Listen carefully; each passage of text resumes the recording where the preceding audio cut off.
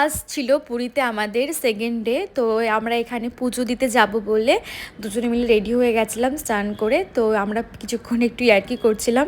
এবার আমরা চলে যাব মন্দিরে। তো মন্দিরে যাওয়ার পর এখানে দেখলাম মন্দিরটা কত সুন্দর করে সাজিয়েছে, কারণ আজকে মহাপ্রভু জগন্নাথ দেবের বিয়ে। তো আমরা এবার ভেতরে থেকে সুন্দর করে মহাপ্রভুর দর্শন করে পুজো দিয়ে নিলাম। তো আমরা এবার চলে যাব হোটেলে। তো হোটেলে গিয়ে আমরা ফ্রেশ হয়ে আবার চলে গেছিলাম সমুদ্রে। তো কিছুক্ষণ স্নান করে এসে এবার ফ্রেশ হয়ে চলে গেছিলাম লাঞ্চ করতে। আর ১৬ আনাতে দেখো যে কতটা ভিড় এখানে।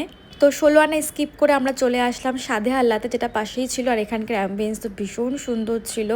সাধে আল্লাতে রেস্টুরেন্টে ফার্স্ট টাইম ট্রাই করলাম খাবার, আমার তো ভীষণ ভালো লেগেছে। ১৬ আনার থেকে অনেক গুণে ভালো খাবার, আর অনেক টেস্টি খাবারগুলো, খুব ভালো ওয়েল কুক হয়েছিল। তো আমার তো এখান থেকে লাঞ্চ করে ভীষণই ভালো লেগেছে। তো তোমরা পুরীতে এলে মাস্ট এখান থেকে একবার খাবার ট্রাই করবে, তোমাদেরও খুব ভালো লাগবে। তো আজকের ব্লগটা এখানে এন্ড করলাম।